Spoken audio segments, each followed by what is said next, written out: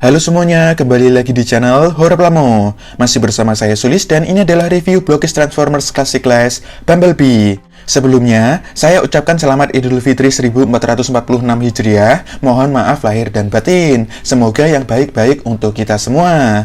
Kembali lagi ke kitnya, Blockis Bumblebee ini merupakan kit Buluke atau Blockis kedua, yang mana bisa jadi kit Blockis terakhir yang saya bahas di channel ini. Dan karena di video review Blockis Optimus Prime kemarin belum saya jelaskan, maka di sini akan saya informasikan bahwa baik Blockis Optimus Prime maupun Blockis Bumblebee yang saya bahas ini merupakan versi dari film Transformers Rise of the Beasts. Tentu saja, kit ini juga saya dapatkan dengan cara ikut pre-order pada pertengahan tahun 2023 yang lalu dengan harga Rp240.000 dari toko yang bernama Black Prime Toys. Cara membuka boxnya tinggal kita tarik saja dari bagian atasnya seperti ini, lalu kita keluarkan isinya. Di sini kita akan menemukan 5 buah kantong plastik yang mana berisi 10 buah runner, selembar stiker, dan tentu saja disertai juga dengan kertas petunjuk rakit atau kertas manual. Dan langsung saja kita lihat proses rakit cepatnya berikut ini.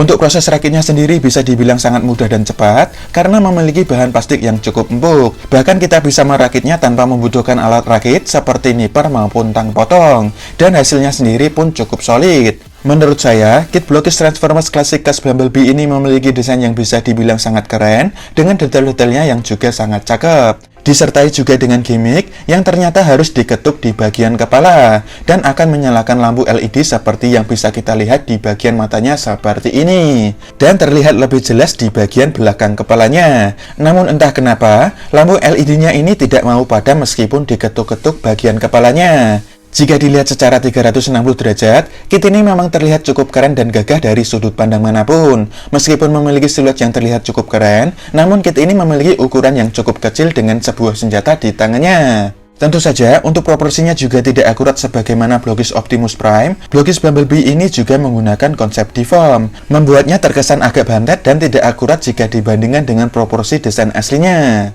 Kit ini memiliki kombinasi warna kuning, silver, serta abu-abu gelap metalik yang menurut saya cukup bagus dengan separasi warna yang bisa dibilang sudah cukup akurat. Terlebih lagi ada part yang sudah repaint serta sudah tertempel stiker. Tentu saja disertai juga dengan selembar stiker yang mana digunakan untuk action base-nya namun tidak saya pasang. Kit ini memiliki tinggi sekitar 10 cm sampai bagian kepalanya, dan berikut ini adalah perbandingan dengan Blockis Optimus Prime serta banda SDJS RX782 Gundam. Di sini terlihat bahwa Blockis Bumblebee ini masih lebih pendek dari Blockis Optimus Prime dan kurang lebih memiliki tinggi yang sama dengan SDJS RX782 Gundam.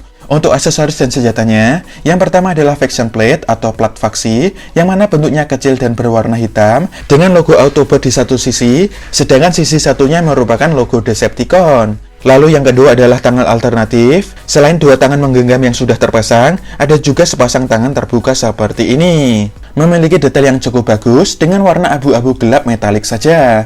Sayangnya, bagian punggung tangan yang berwarna kuning harus bergantian karena hanya ada dua saja. Kemudian yang ketiga adalah Iron Blaster, memiliki bentuk yang keren, detail-detailnya juga cakep, serta kombinasi warna kuning dan abu-abu gelap metalik. Cara menggunakannya tinggal dipasang saja di bagian lengannya. Dan berikut ini adalah pose dari Bumblebee dengan Iron Blaster.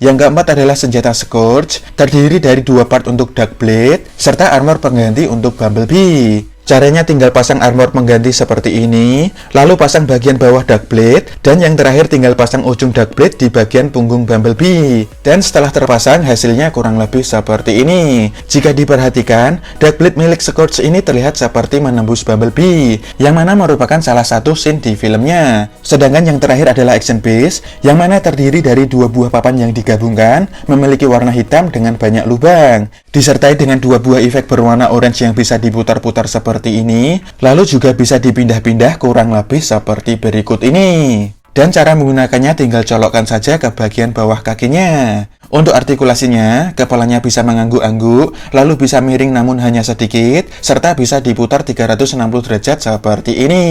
Tangannya bisa diangkat sampai sejauh ini saja, cukup bagus, serta bahunya bisa diputar 360 derajat kurang lebih seperti berikut ini. Untuk bagian sikunya bisa diputar 360 derajat, lalu bisa ditekuk 90 derajat, serta pergelangan tangannya bisa diputar 360 derajat juga.